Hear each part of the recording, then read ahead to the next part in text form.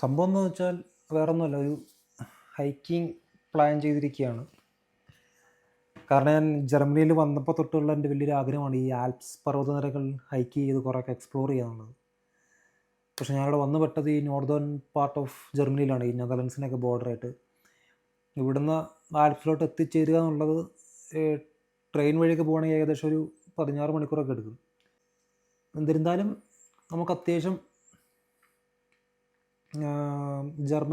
ജർമ്മനിയുടെ ഉള്ളിൽ കിടക്കുന്ന മൗണ്ടൻ റേഞ്ചസൊക്കെ നമുക്ക് എക്സ്പ്ലോർ ചെയ്യാൻ പറ്റി. പക്ഷേ ഈ ആൽപ്സിന് ശരിക്കുമുള്ള ബ്യൂട്ടി കിടക്കുന്നത്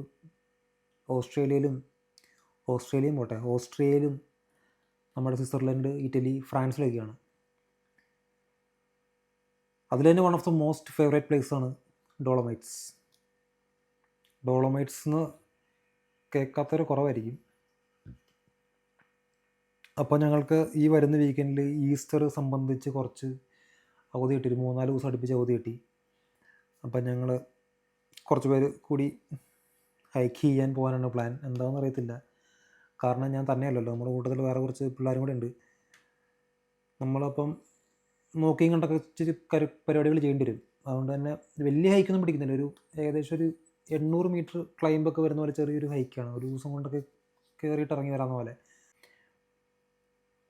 പിന്നെ മെയിൻ വിഷയം എന്ന് പറഞ്ഞു കഴിഞ്ഞാൽ നമ്മൾ പോകുന്നത് പക്ക ഓഫ് സീസണിലാണ്. അതിൽ 2 കാര്യങ്ങളുണ്ട്. ഒന്നെന്ന് പറഞ്ഞു കഴിഞ്ഞാൽ ഒരു മനുഷ്യൻ കാണില്ല എന്നാണ് ഞാൻ വിചാരിക്കുന്നത്. കാരണം ഈ വിൻ്റർ സമയത്ത് അവിടെ കുറേ വിൻ്റർ സ്പോർട്സും അതുപോലത്തെ ഒരു ആക്ടിവിറ്റീസ് ഉള്ളതുകൊണ്ട് വിൻ്റർ ടൈമിൽ വരെ കുറേ റെസ്റ്റോറൻറ്റ്സും സ്റ്റേയും അക്കോമഡേഷൻസൊക്കെ ഓപ്പൺ ആയിരിക്കും. പിന്നെ അത് കഴിഞ്ഞിട്ട് ഈ മെയ്, ജൂൺ, ജൂലൈ ആ സമയത്തിലൊക്കെ ഈ സമ്മർ ആയതുകൊണ്ട് തന്നെ കൂടുതൽ ആൾക്കാരും വരുന്നൊരു ടൈമാണല്ലോ ഈ ഹൈക്കിങ് ചെയ്യാൻ വേണ്ടിയൊക്കെ. ഇതിൻ്റെ രണ്ടിൻ്റെ ഇടയിലുള്ള ടൈമാണ് ഈ ഏപ്രിൽ, മെയ് എന്ന് പറഞ്ഞ ഈ സമയമൊക്കെ. ഈ ടൈമിലാണ് അവർ കൂടുതൽ വെക്കേഷൻ, അവിടെയുള്ള ആൾക്കാർ കൂടുതൽ, അവിടെ ഇങ്ങനെ ബിസിനസ്സായിട്ടിരിക്കുന്ന ആൾക്കാർ കൂടുതൽ വെക്കേഷനൊക്കെ പോകുന്നത് ഈ ഒരു ടൈമിലാണ്. അപ്പോഴാണ് നമ്മൾ വെക്കേഷനായിട്ട് അങ്ങോട്ട് പോകുന്നത്.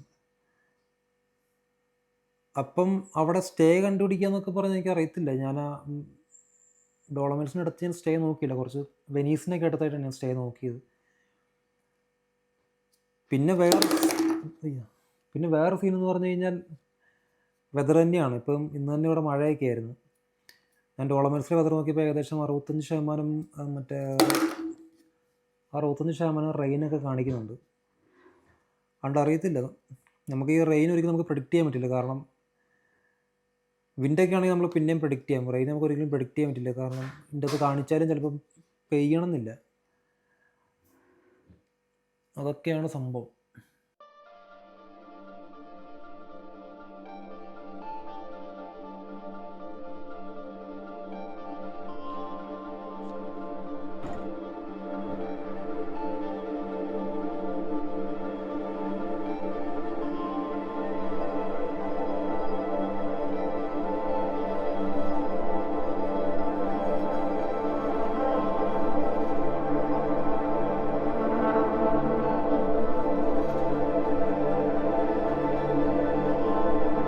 ഇങ്ങനെ ഓടിച്ചോടിച്ച് അവസാനം ഞങ്ങൾ ഡോളോമൈറ്റ്സിൻ്റെ ഏകദേശം താഴെ എത്തി. ഇന്നലെ നല്ല മഴയായിരുന്നു, രക്ഷയില്ലാത്ത മഴയായിരുന്നു. പക്ഷേ ഇന്നത്തെ ക്ലൈമറ്റ് എന്ന് പറയുമ്പം വലിയ കുഴപ്പമില്ല. മേളിലോട്ട് നല്ല സ്നോ കാണുന്നുണ്ട്, പിന്നെ അതുപോലെ തന്നെ നല്ല കോടമഞ്ഞും കാണുന്നുണ്ട്. ഇന്നലെ രാത്രിയൊക്കെ ഇവിടെ നല്ല സ്നോ പെയ്തെന്നാണ് എനിക്ക് തോന്നുന്നത്.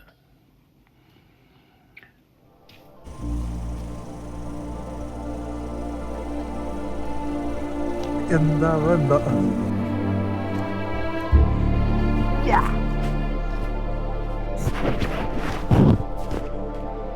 കമാൻഡർ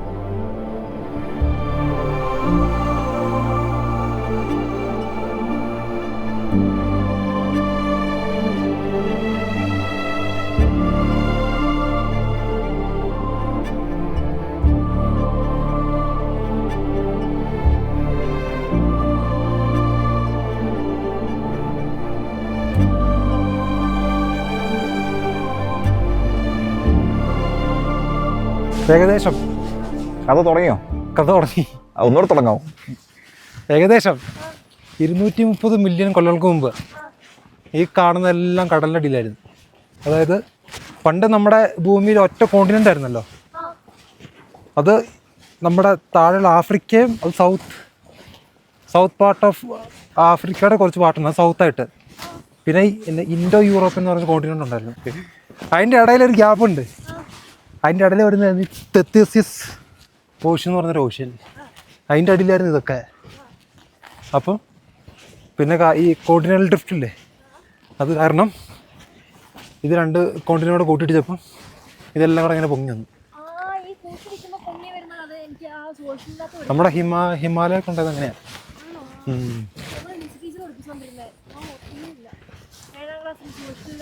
അതുകൊണ്ട് ഇവിടുന്നൊക്കെ ഇവിടുത്തെ സ്റ്റോൺ എന്ന് പറഞ്ഞാൽ മൊത്തം ഈ ലൈം സ്റ്റോണാണ്.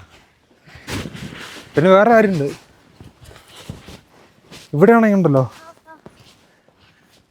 ഏകദേശം കുറേ നാൾ മുമ്പ് ഈ ബ്രൗൺ ബിയറൊക്കെ ഇല്ലേ, കരടി, അങ്ങനത്തെ സാധനങ്ങളൊക്കെ ഇവിടെ ജീവിച്ചിരുന്നതാണ്. പിന്നെ അത് എക്സ്റ്റെൻഡ് ആയി പോയി. അത് നമ്മുടെ വെങ്കല യുഗമില്ലേ, ബ്രൗൺ സ്റ്റേജ് എന്ന് പറയല്ലേ, ഏകദേശം 6000 BC ആ കാലഘട്ടത്തിൽ ഇവിടെ കുറേ ആൾക്കാരൊന്ന് സെറ്റിലായി. അവരൊന്ന് ഇല്ല ഹണ്ട് ചെയ്ത്, പിന്നെ അങ്ങനെ കുറേ ഹണ്ട് ചെയ്ത് കുറേ സാധനങ്ങളൊക്കെ എക്സ്റ്റെൻഡ് ആയിപ്പോയി. പക്ഷെ അവർ ജർമ്മനി ഇപ്പം വീണ്ടും ജർമ്മനിയും പോട്ടെ, ഇവരിപ്പോൾ വീണ്ടും റീഇൻട്രൊഡ്യൂസ് ചെയ്തിട്ടുണ്ട് ഈ ബ്രൗൺ ബിയറിനൊക്കെ ഇന്നത്. അപ്പോൾ അവിടെയൊക്കെ നമുക്ക് കാണാൻ പറ്റും ചിലപ്പോൾ.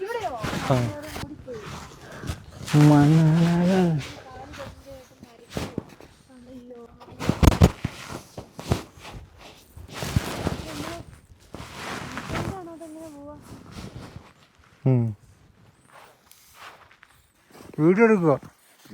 അപ്പോൾ എങ്ങനെയുണ്ടായിരുന്നു എക്സ്പീരിയൻസ്?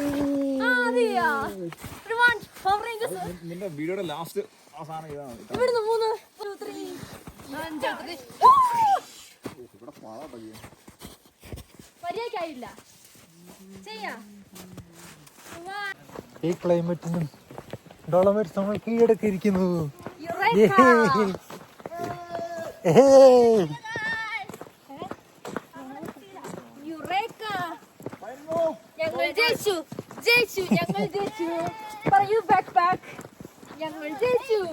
പിള്ളേരെ വിചാരിച്ച പോലെ കേട്ടോ, തീയാ തീ.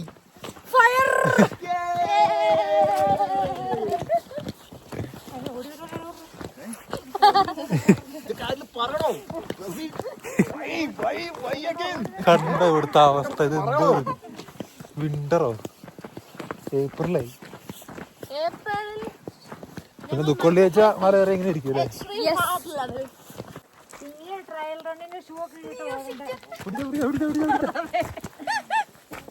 അവിടെ ഇനി ആരും പിടിക്കും. പടച്ചവനെ, നമ്മള് കാത്തോലി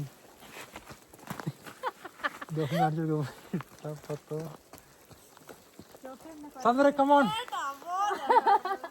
വാടി.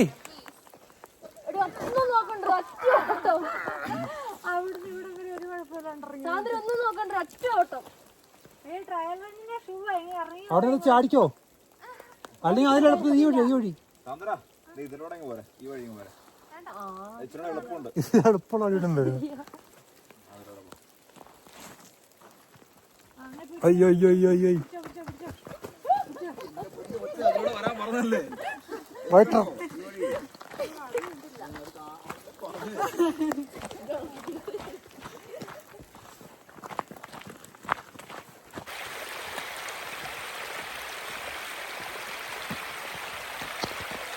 മഞ്ഞ്, മഴ, സുനാമിയോട് ഇനി വരാൻ പോകുന്നുണ്ട്.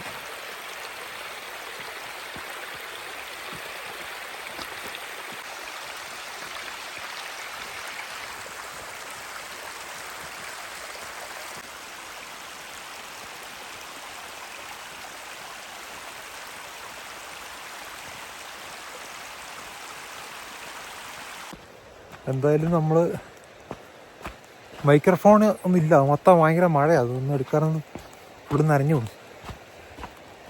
പക്ഷേ എന്തായാലും നമ്മൾ ഹൈക്കിങ് അടിപൊളിയായിട്ട് നമ്മൾ ഫിനിഷ് ചെയ്തു. ഞാൻ ഓർത്തല്ല അവരെല്ലാം കയറുമെന്ന്, കാരണം സമ്മറല്ലോ, നല്ല മഞ്ഞത്. മഞ്ഞെന്ന് പറഞ്ഞാൽ മറ്റേ ഈ സ്നോ സ്റ്റോം എന്നൊക്കെ പറയല്ലേ, ആ മാതിരി അവസ്ഥയായിരുന്നു. കുറേ വീഡിയോസ് ഡ്രോണിൻ്റെ ഒന്നും ഒരു ഉപയോഗം വന്നില്ല. ഡ്രോണൊന്നും ഒത്തിരി ഒന്നും പറത്താനൊന്നും പറ്റില്ല. കാരണം നമ്മുടെ മെയിൻ ഡോളോമൈറ്റ്സിൽ കുറേ മെയിൻ വ്യൂ പോയിന്റുകളുണ്ടല്ലോ, അതൊന്നും കാണാൻ പോലില്ലായിരുന്നു. കൺമുമ്പിലുള്ള ആളെ പോലും കാണാനില്ലായിരുന്നു. അപ്പോഴാണ് ഈ വ്യൂ എല്ലാത്തിൻ്റെ കാലൊക്കെ മരവിച്ച് സീനായിട്ടുണ്ട്. നമ്മൾ ഹൈക്കിംഗ് ബൂട്ട്സൊക്കെ ഉണ്ടെങ്കിലും ഈ സോക്സിനോടൊക്കെ വെള്ളം കയറി ഫുള്ള് സീനായിട്ടുണ്ട്. ഇനി താഴെ കാറി പോയിട്ട് വേണം എന്താ അവസ്ഥ എന്നൊക്കെ ഒന്ന് പരിശോധിക്കാം. വേറെ കുഴപ്പമൊന്നുമില്ല. ഇത് കാണുന്ന സാന്ദ്രയുടെയും ദിയയുടെ ഒക്കെ പേരൻസ് എന്നോട് ക്ഷമിക്കുക, അല്ലാണ്ട് വേറെ എനിക്ക് പറയാനില്ല.